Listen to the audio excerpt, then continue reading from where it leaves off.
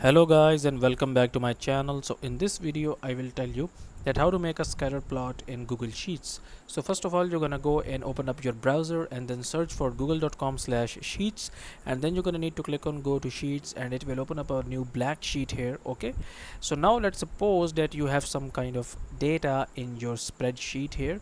So if you want to make a scatter plot, you need to select your data here. So in my case I have this column B here with some entries, and then you want to go into this insert option and then tap on chart, and by default the first one should be the scattered chart. Okay, so you can basically, if you want to add some more charts here, you can see that you have bunch of different charts, but for the scatter we have these two type of charts here, so it requires at least three columns here.